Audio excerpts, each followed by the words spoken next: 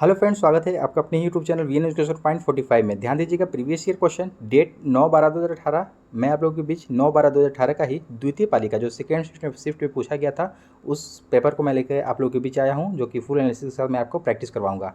ध्यान दीजिएगा, अगर पीडीएफ चाहिए पीडीएफ के लिए टेलीग्राम चैनल ज्वाइन कर लीजिए, लिंक आपको डिस्क्रिप्शन बॉक्स में मिल जाएगा। साथ ही साथ ध्यान दीजिएगा, जो भी हमारे चैनल को विजिट करके नए आए हैं हमारे चैनल को सब्सक्राइब कर ले और अपने दोस्तों में शेयर जरूर करें, और साथ ही साथ बेल आइकन को भी प्रेस कर लें। और दोस्तों ध्यान दीजिएगा, सेशन को लाइक कर दीजिएगा। सेशन स्टार्ट होने से पहले सेशन को लाइक जरूर किया कीजिए, ताकि हमको मोटिवेशन मिलता है उससे हमको। ठीक है, नेक्स्ट क्वेश्चन में चलते हैं। देखिए किस तरह का इसमें प्रश्न पूछा है आज के सेट में। तो चलिए चलते हैं सीधे प्रश्न की ओर। तो दोस्तों आज का पहला प्रश्न है, सामान्य ज्ञान से स्टार्ट कर यहाँ से करता हूँ मैं। किस राज्य में मिंगौला नदी बहती है? कौन से राज्य में मिंगौला नदी बहती है? जिसका आपको राइट आंसर हो जाएगा दोस्तों गुजरात है। कहाँ बहती है मिंगौला नदी? गुजरात में बहती है। नेक्स्ट क्वेश्चन है आपको 2 नंबर प्रश्न हो जाएगा, राजभाषा कीर्ति अवार्ड 2017 किसने जीता? देखिए 2018 में आपको ये री एग्जाम हुआ था, आपको पुनर्परीक्षा, इसलिए 2017 से यहाँ क्वेश्चन ये जो है आपको करंट 2017 से यहाँ डाला हुआ है। इसको याद कर लेंगे ठीक रहेगा, रिविजन कर लें।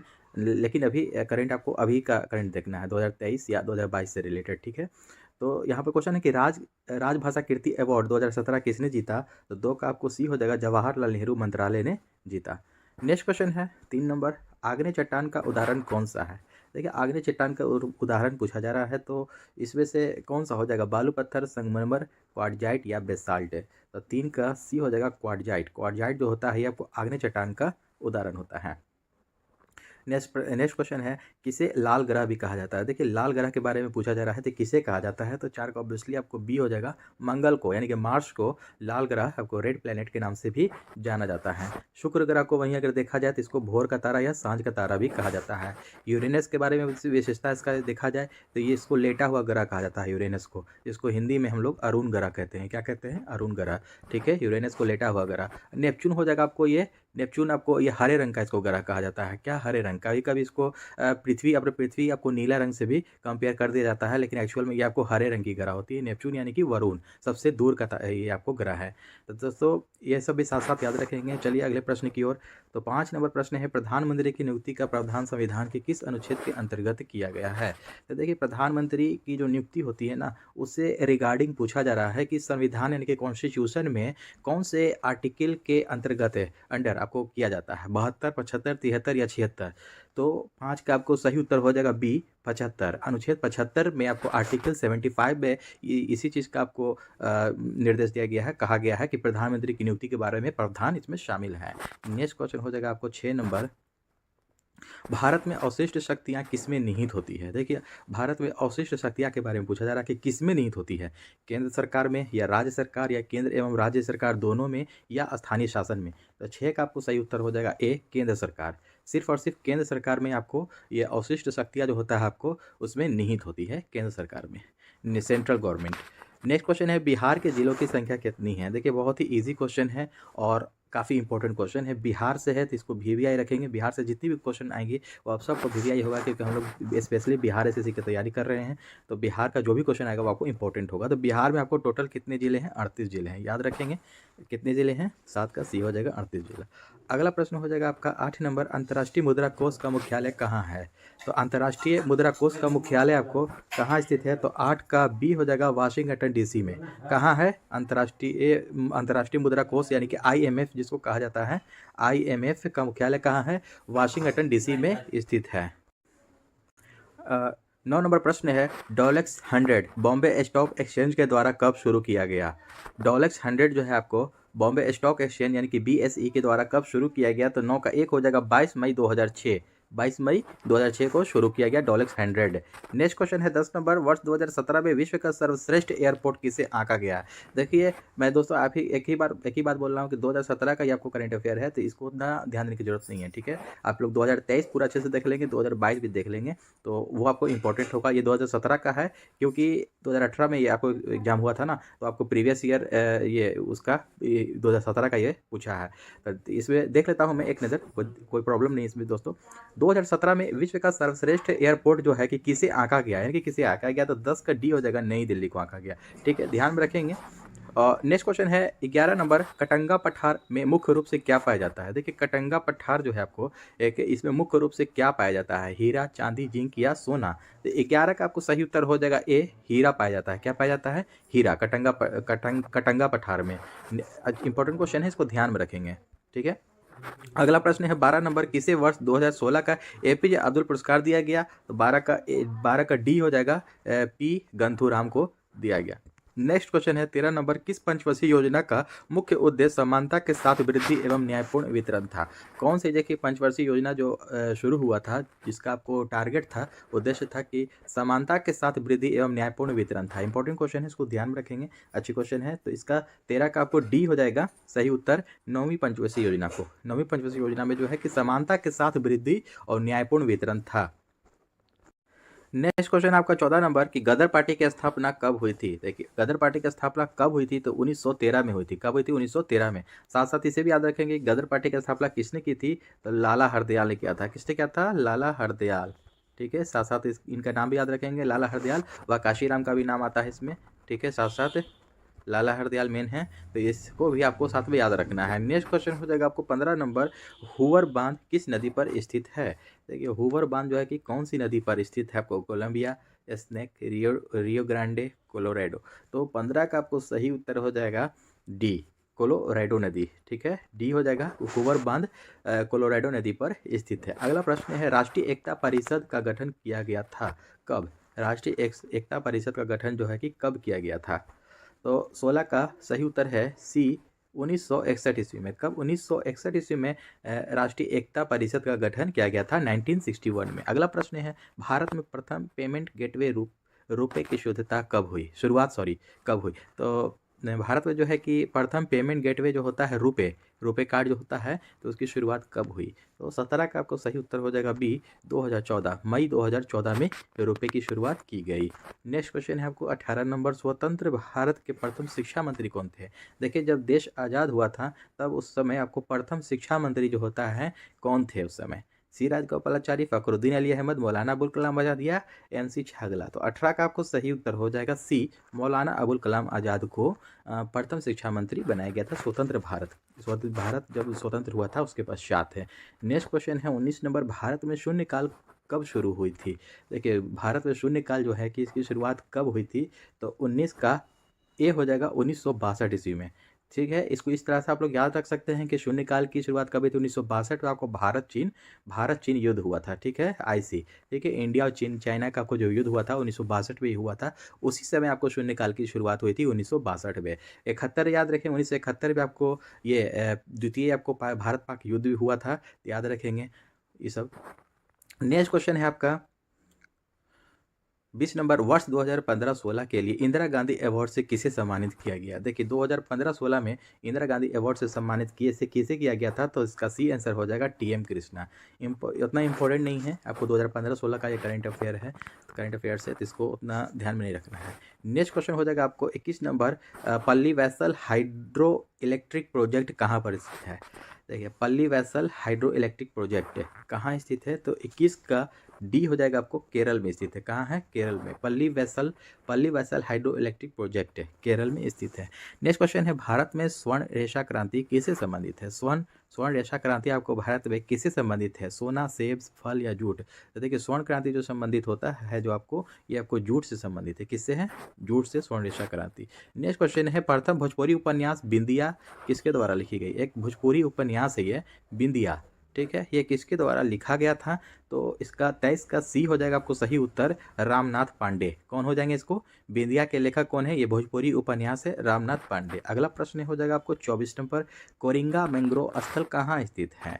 देखिए कोरिंगा मैंग्रोव स्थल जो है आपको, यह कोई प्लेस है एक, तो कोरिंगा मैंग्रोव स्थल ये कहाँ स्थित है, तो 24 का आपका सही उत्तर हो जाएगा बी, आंध्र प्रदेश। कहाँ है, आंध्र प्रदेश है। एक साथ साथ ये भी याद रखेंगे कि आपको कुचिपुड़ी जो आपको ये एक नृत्य जो है आपको कुचिपुड़ी, तो ये आपको आंध्र प्रदेश का ही नृत्य है, साथ साथ इसको भी याद रखेंगे, ठीक है। नेक्स्ट क्वेश्चन हो जाएगा आपको, प्रधानमंत्री आदर्श ग्राम योजना कब शुरू किया गया था।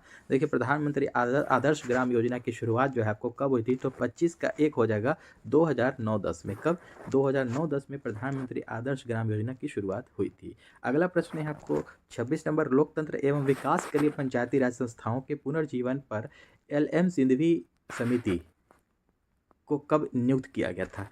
देखिए एल सिंघवी समिति को आपको कब नियुक्त किया गया था? ये लोकतंत्र एवं विकास के लिए पंचायती राज संस्थाओं के, ठीक है। ने इसका उत्तर हो जाएगा आपको 26 का बी हो जाएगा 1986। कब हो जाएगा? 1986 में। नेक्स्ट क्वेश्चन है आपको 27 नंबर, भारतीय संविधान के किस अनुच्छेद में चुनाव आयोग का प्रावधान है? देखिए इंपॉर्टेंट क्वेश्चन है आपका ये, जो कि हमारे कॉन्स्टिट्यूशन में, इंडियन कॉन्स्टिट्यूशन जो हो गया आपको, उसमें आपको कौन से आर्टिकल में आपको चुनाव आयोग का प्रावधान किया गया है? जो चुनाव आयोग जो होता है उसका जो प्रावधान है किसमें? अनुच्छेद 324 का है कि अनुच्छेद 328, अनुच्छेद 322 या अनुच्छेद 325 है? तो 27 का सही उत्तर हो जाएगा ए, आपका पहले वाला ही है, अनुच्छेद 324 का एक। ये आपको इंपॉर्टेंट है, इसको ध्यान रखेंगे कि जो चुनाव आयोग का जो प्रावधान किया गया है तो संविधान के अनुच्छेद आर्टिकल 324 के एक में किया गया है। नेक्स्ट क्वेश्चन है, न्यूबियन मरुस्थल कहाँ स्थित है? न्यूबियन मरुस्थल एक डिजर्ट है आपको, न्यूबियन डिजर्ट कहाँ आपको? Where is Nubian desert? तो 28 का आपको सही उत्तर हो जाएगा सी, सूडान, ठीक है, सूडान में आपको स्थित है। ध्यान रखेंगे दोस्तों, खान सर का जो भी पब्लिकेशन जो प्रकाशित होता है RBT से प्रकाशित होता है, जो कि बहुत ही महत्वपूर्ण इसमें क्वेश्चन शामिल होते हैं, बहुत ही अच्छा पब्लिकेशन है ये भी आपको ध्यान में रखेंगे कि अच्छी यहाँ से आपको पब्लिशिंग होती है, खान सर की ये है। तो नेक्स्ट क्वेश्चन है आपको 29 number, the ministry of utmost happiness है, the ministry of utmost happiness किसके द्वारा लिखी गई है? तो 29 का ए हो जाएगा अरुंधति राय। किसके द्वारा? अरुंधति राय के द्वारा लिखा गया है। अगला प्रश्न है 30 नंबर, भारतीय स्वतंत्रता संघर्ष के साथ कांग्रेस का शैशव काल किस अवधि को कहा जाता है? इंपॉर्टेंट क्वेश्चन है कि भारतीय स्वतंत्रता संघर्ष के समय कांग्रेस का जो है कि शैशव काल जो है कि किस अवधि को कहा जाता है, कितना से कितना के टाइम पीरियड को कहा जाता है? तो 30 का ए हो जाएगा आपका, ए ही हो जाएगा 1885 से 1905, ठीक है। 1885 से 1905 को आपको शैशव काल के नाम से जाना जाता है, भारतीय स्वतंत्रता संघर्ष के समय कांग्रेस का शैशव काल। अगला प्रश्न हो जाएगा 31 नंबर, राष्ट्रीय ग्रामीण स्वास्थ्य मिशन कब शुरू हुआ था? देखिए राष्ट्रीय ग्रामीण स्वास्थ्य मिशन की जो शुरुआत हुई थी, तो 31 का आपको सही उत्तर हो जाएगा डी, अप्रैल 2005 में किया गया था। राष्ट्रीय ग्रामीण स्वास्थ्य मिशन की शुरुआत 2005 में की गई थी। नेक्स्ट क्वेश्चन है आपको 32 number, industrial scientific India private limited का मुख्यालय कहाँ पर स्थित है? देखिए industrial scientific India private limited का मुख्यालय जो है कि पूछा जा रहा है कि कहाँ स्थित है, तो 32 का डी हो जाएगा नवी मुंबई, मुंबई की नवी में, ठीक है, नवी मुंबई में स्थित है। नेक्स्ट क्वेश्चन है 33 नंबर, किस संवैधानिक संशोधन द्वारा 2026 तक लोकसभा के सीटों के पुनर्निर्माण पर प्रतिबंध लगा दिया गया है? तो किस संवैधानिक संशोधन, कौन से संशोधन के द्वारा कि 2026 तक लोकसभा के सीटों के पुनर्निर्माण पर प्रतिबंध लगा दिया गया है? तो 33 का डी हो जाएगा 84वां संविधान संशोधन के द्वारा लगा दिया गया। नेक्स्ट क्वेश्चन है आपका 34 नंबर, जालियांवाला बाग हत्याकांड की घटना कब घटी? देखिए जालियांवाला बाग जो हत्याकांड आपको हुआ था, तो इसका आपको छोटा डेट भी याद रखना है, तो ये आपको सी हो जाएगा 13 अप्रैल 1919।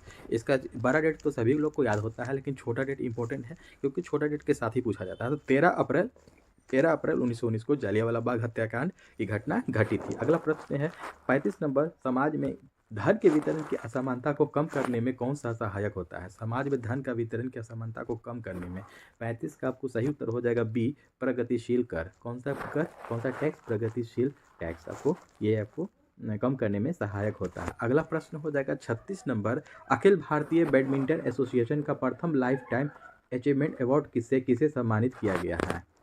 देखिए अखिल भारतीय बैडमिंटन एसोसिएशन का प्रथम लाइफ टाइम अचीवमेंट अवार्ड से किसे सम्मानित किया गया है? तो 36 का ए हो जाएगा प्रकाश पादुकोण को। इंपॉर्टेंट है, याद रखेंगे इसको, प्रकाश पादुकोण को लाइफ टाइम अचीवमेंट अवार्ड से सम्मानित किया गया है भारतीय बैडमिंटन एसोसिएशन का। नेक्स्ट क्वेश्चन है 37 नंबर, इनमें से कौन सी कंपनी नवरत्न कंपनी में शामिल है? तो देखिए नवरत्न कंपनी में आपको शामिल है, आपको कौन सी शामिल है इसमें? 37 का आपको सही उत्तर हो जाएगा सी, MTNL।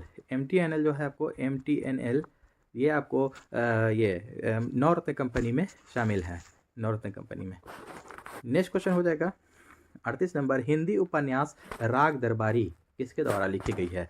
देखिए एक हिंदी उपन्यास है ये राग दरबारी, जो कि किसके द्वारा लिखा गया है? तो 38 का आपको सही उत्तर हो जाएगा सी, श्रीलाल शुक्ल। किसके द्वारा? श्रीलाल शुक्ल के द्वारा ये आपको राग दरबारी और हिंदी उपन्यास लिखा गया है। नेक्स्ट क्वेश्चन है, साइमन कमीशन की रिपोर्ट कब प्रकाशित की गई थी? तो 39 का आपको डी हो जाएगा आपको 1930 में। साइमन कमीशन की जो रिपोर्ट जो प्रकाशित की गई थी, तो कब प्रकाशित की गई थी? 1930 में। और यहीं का आपको प्रश्न पूछ देगा कि साइमन कमीशन की नियुक्ति कब हुई थी? तो नियुक्ति हुई थी आपको 1927 में, और साइमन कमीशन आया कब था? तो 1928 में आया था। ठीक है, ये सब याद रखेंगे। और लेकिन ये क्वेश्चन कह रहा है कि साइमन कमीशन की रिपोर्ट कब प्रकाशित हुई थी? ये आपको 1930 में रिपोर्ट प्रकाशित हुई थी। ठीक है, नेक्स्ट क्वेश्चन है आपका 40 नंबर, बिहार में चौकीदार कर न देने का अभियान कब शुरू किया गया था?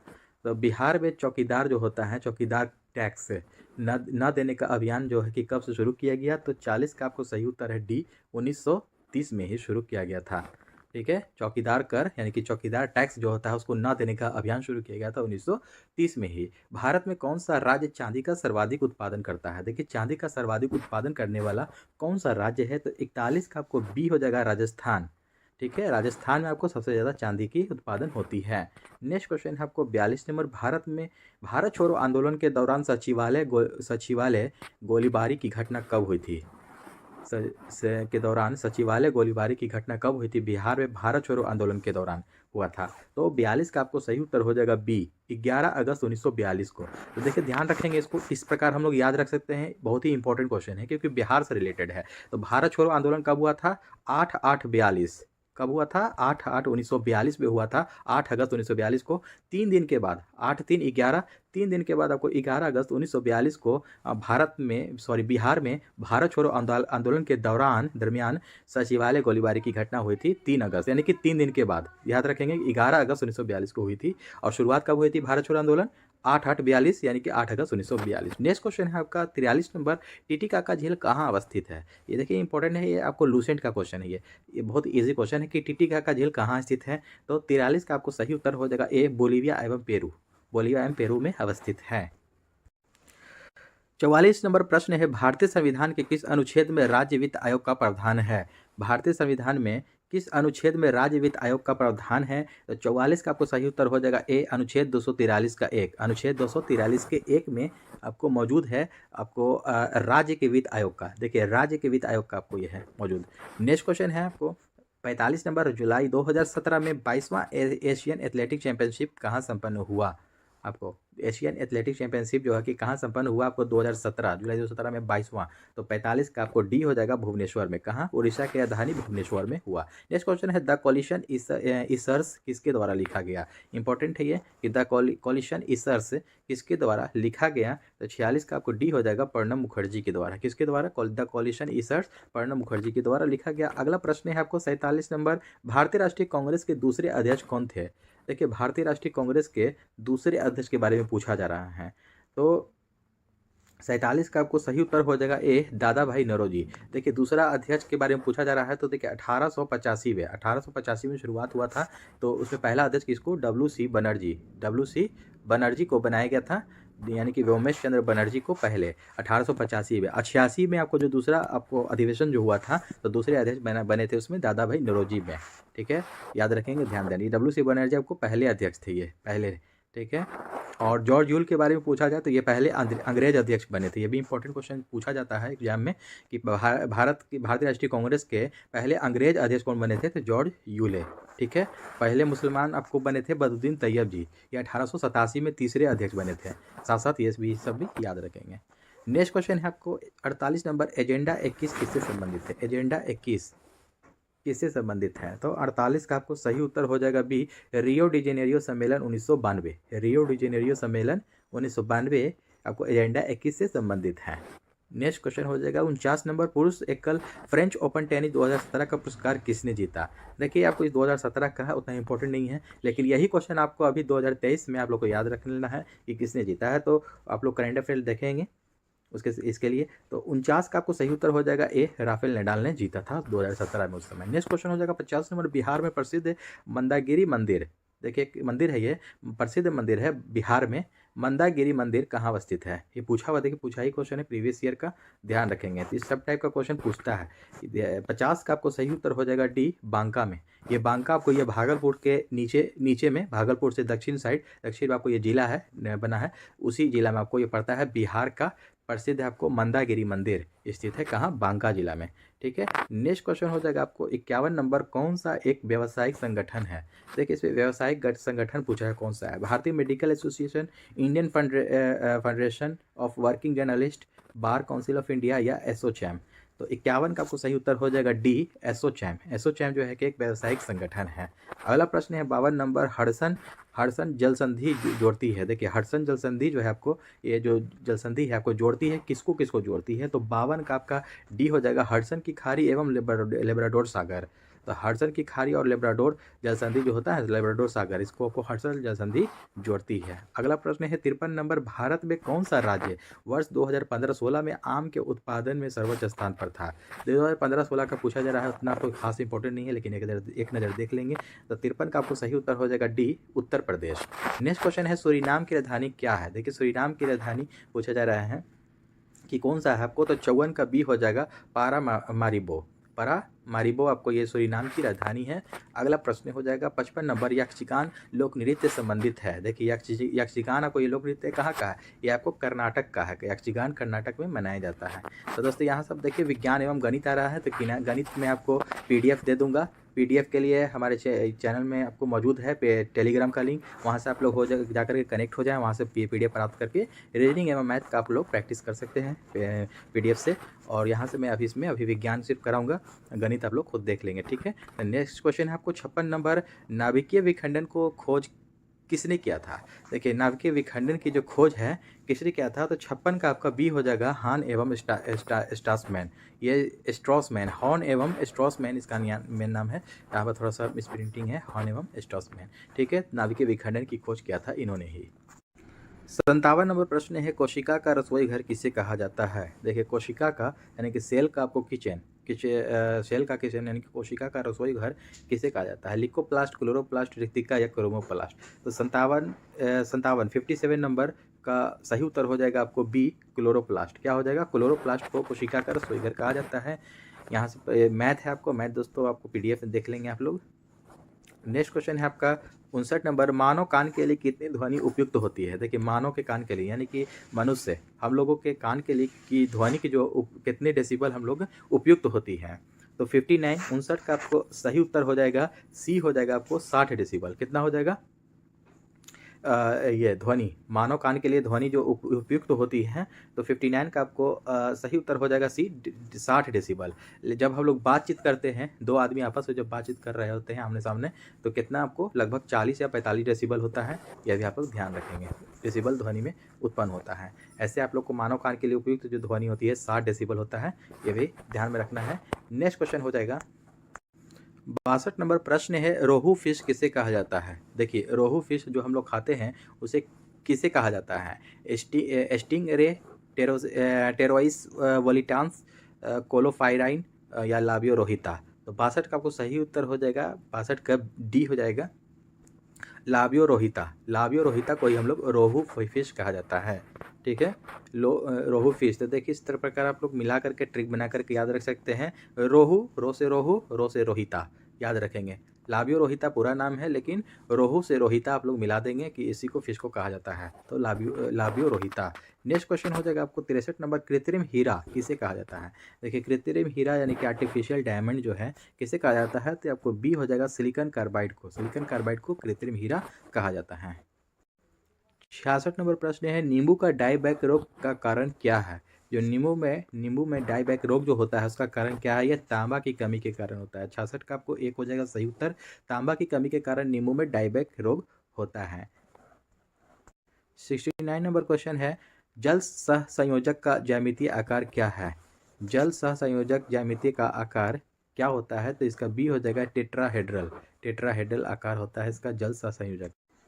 72 नंबर प्रश्न है, एक्स किरण का एक उदाहरण है। एक्स किरण जो होता है, एक्स रे, एक उदाहरण है किसका। विद्युत चुम्बकीय तरंग, अविद्युत चुम्बकीय तरंग, अनुप्रस्थ तरंग या अनुदैर्ध्य तरंग। 72 का एक हो जाएगा, विद्युत चुम्बकीय तरंग का एक उदाहरण है एक्स किरण। ठीक है, 75 नंबर प्रश्न है, निश्वासन के दौरान वायु उच्च श्वास में कार्बन डाइऑक्साइड की मात्रा कितनी है। देखिए निश्वासन के दौरान पूछा जा रहा है कि वायु उच्छ्वास में कार्बन डाइऑक्साइड यानी कि CO2 की मात्रा कितनी है। तो 75 का आपको ए हो जाएगा, 0.004% है। एक्चुअल में 0.03% होता है। 75 का ए उत्तर दे रहा है यहाँ पर, लेकिन ये आपको गलत है, सही नहीं है। आपको 0.03% होता है, ध्यान में रखेंगे। 0.03% जितना आपको वायुमंडल में स्थित है जो उतना ही हम लोग निश्वसन के दौरान हम लोग सांस लेते हैं, और छोड़ते हैं कितना, छोड़ देते हैं हम लोग टोटल 4%। ये वाला हम लोग छोड़ देते हैं। ये हम लोग अंदर जब लेते हैं ना सांस तो 0.03% लेते हैं जितना वायुमंडल में मौजूद है, और छोड़ते हैं हम लोग 4%, क्योंकि 21% हम लोग ऑक्सीजन लेते हैं, और जब छोड़ते हैं ऑक्सीजन तो 17%, 4% रख करके छोड़ते हैं। उसके बदले हम लोग वही CO2 4% बाहर निकलता है हम लोग सांस के दौरान। 77 नंबर प्रश्न है कि सिरका को किसकी सहायता से तैयार किया जाता है। देखिए सिरका को किसकी सहायता से तैयार किया जाता है, तो 77 का आपको सी हो जाएगा, एसिटोबैक्टर एसिटी। एसिटोबैक्टर एसिटी के नाम से से तैयार करते हैं। किसकी सहायता से, एसिटोबैक्टर एसिटी के से तैयार किया जाता है। 79 नंबर क्वेश्चन है किस तरंग का प्रयोग रक्त विहीन सर्जिकल ऑपरेशन के लिए किया जाता है। किस तरंग का जो हम लोग प्रयोग करते हैं रे का, कि जो कि आपको रक्त विहीन सर्जिकल ऑपरेशन के लिए किया जाता है, तो 79 का बी हो जाएगा आपको इंफ्रासोनिक तरंग। ठीक है, इंफ्रासोनिक तरंग का उपयोग किया जाता है। अगला प्रश्न है किसे विज्ञान का महाद्वीप कहा जाता है। विज्ञान का महाद्वीप किसे कहा जाता है, तो 80 का सी हो जाएगा अंटार्कटिका। यानी कि विज्ञान का महाद्वीप किसे कहा जाता है, तो अंटार्कटिका का। क्यों कहा जाता है, क्योंकि वहाँ पर आपको कई शोध संस्थान हैं आपको अंटार्कटिका महाद्वीप पर, इसलिए आपको विज्ञान का महाद्वीप कहा जाता है। और विज्ञान का महाद्वीप किसे कहा जाता है, तो अंटार्कटिका महाद्वीप को कहा जाता है। नेक्स्ट क्वेश्चन है आपको 81 नंबर, सोलर कुकर में किसका प्रयोग किया जाता है। देखिए सोलर कुकर में जो पूछा जा रहा है कि किसका उपयोग होता है, कौन से लेंस का या दर्पण का उपयोग किया जाता है, तो 81 का सी हो जाएगा अवतल दर्पण। सोलर कुकर में अवतल दर्पण का उपयोग होता है। नेक्स्ट क्वेश्चन है आपको 82 नंबर, ऑयल गैस एक मिश्रण है। ऑयल गैस जो है आपको ये किसका मिश्रण होता है, तो 82 का आपको बी हो जाएगा, संतृप्त और असंतृप्त हाइड्रोकार्बन का मिश्रण होता है ऑयल गैस। 84 नंबर क्वेश्चन है कौन सा प्रोटीन साधारण प्रोटॉन का एक उदाहरण है। देखिए कौन सा प्रोटीन है जो कि साधारण प्रोटॉन का एक उदाहरण है, तो 84 का डी हो जाएगा ग्लोब्यूलिन। ग्लोब्यूलिन है आपको जो आपको ये साधारण प्रोटॉन का उदाहरण है। नेक्स्ट क्वेश्चन है भारत में नैनो टेक्नोलॉजी का जनक कौन है। भारत में पूछा जा रहा है कि नैनो टेक्नोलॉजी का जनक किसे माना जाता है, कौन है, तो 85 का आपको सही उत्तर हो जाएगा ए, CNR राव को। CNR राव को भारत में नैनो टेक्नोलॉजी का जनक माना जाता है। नेक्स्ट क्वेश्चन है आपको 86 नंबर, किस देश में मानव जीनोम प्रोजेक्ट शुरू किया गया था। देखिए कौन से देश में पूछा जा रहा है कि मानव जीनोम प्रोजेक्ट जो है कि शुरू किया गया था, तो 86 का सही उत्तर हो जाएगा सी, अमेरिका। संयुक्त राज्य अमेरिका में मानव जीनोम प्रोजेक्ट की शुरुआत की गई थी।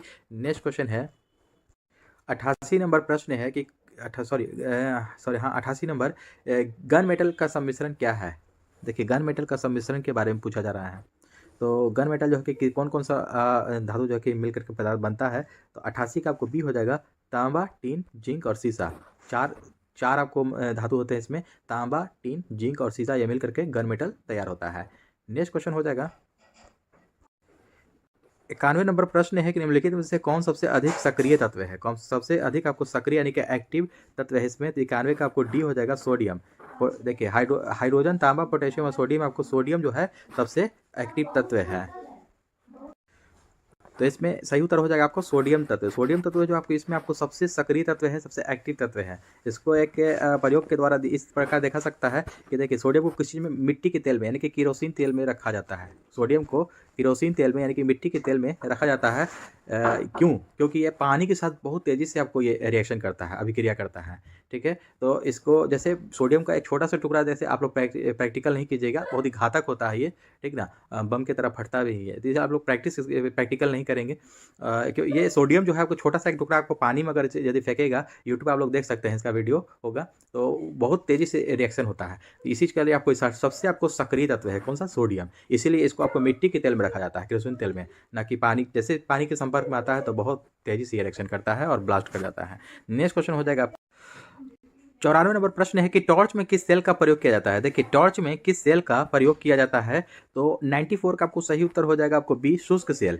शुष्क सेल जो होता है उसी का आपको टॉर्च में प्रयोग किया जाता है। अगला प्रश्न है 96 नंबर, साइट्रस तेल निकाला जाता है। देखिए साइट्रस का जो तेल है किससे निकाला जाता है, पाइनस से, साइकस से, देवदार से या सिकोया से। तो 96 का आपको सही उत्तर हो जाएगा, 96 का सी हो जाएगा देवदार। देवदार की लकड़ी से जो है ना कि साइट्रस का तेल निकाला जाता है। साइट्रस का तेल देवदार की लकड़ी से प्राप्त किया जाता है। 98 नंबर प्रश्न है कि सॉफ्ट ग्लास किसे कहा जाता है। देखिए सॉफ्ट ग्लास जो है वो किसे कहा जाता है, 98 का एक हो जाएगा सोडा ग्लास को, सोडा ग्लास को ही सॉफ्ट ग्लास कहा जाता है। नेक्स्ट क्वेश्चन है आपका 101 नंबर प्रश्न है श्वेत रक्त कणिकाओं की औसत जीवन अवधि क्या है। देखिए श्वेत रक्त कणिकाओं की औसत जीवन अवधि क्या है, तो एक का आपको सी हो जाएगा 5 से 7 दिन। श्वेत रक्त यानी कि आपको ये बॉडी का ये बॉडी जीवन रक्षक हार्मोन भी इसको कहा जाता है। श्वेत रक्त कणिका को आपको किसे कहा जाता है, जीवन रक्षक हार्मोन। ठीक है, तो श्वेत रक्त कणिका को की जो जीवन अवधि होती है, जीवन काल जो होता है आपको 5 से 7 दिन होता है। और वहीं आपको आरबीसी का जब पूछ लेगा तो आरबीसी का जीवन काल 20 से 120 दिन, कितना 20 से 120 दिन होता है। और ब्लड प्लेटलेट्स का पूछ देगा तो आपको 2 से 4 दिन का होता है उसका जीवन काल। साथ साथ इसे भी याद रखेंगे। नेक्स्ट क्वेश्चन है आपका 105 नंबर और आज का अंतिम प्रश्न है कि अच्छी गुणवत्ता का फ्यूज बना होता है। देखिए अच्छी गुणवत्ता का जो फ्यूज बना होता है, फ्यूज तो कौन सा किसका किसका मिश्रण से बनता है, तो 105 का आपको सही उत्तर हो जाएगा ए, तांबा टीन और सीसा का सम्मिश्रण होता है। ठीक है, तांबा टीन और सीसा का। एक्चुअली से इसमें आपको ये टीन सीसा ही बोला जाता है, लेकिन तांबा का भी इसमें मिश्रण होता है, जो कि तांबा टीन और सीसा का जो मिश्रण से बनता है, जो आपको सबसे अच्छा गुणवत्ता वाला फ्यूज बनाया जाता है, जिसको हम लोग बिजली उपकरण में उपयोग करते हैं। तो दोस्तों आई होप कि आज का भी सेशन अच्छा लगा और अच्छा लगा हो तो हमारे चैनल को सब्सक्राइब करें और अपने दोस्तों में शेयर करना ना भूलें, और साथ साथ एक लाइक और प्यारा सा कमेंट भी करते जाएं ताकि हमको मोटिवेशन मिलता रहे। तो चलिए दोस्तों मिलते हैं नेक्स्ट सेट में। धन्यवाद।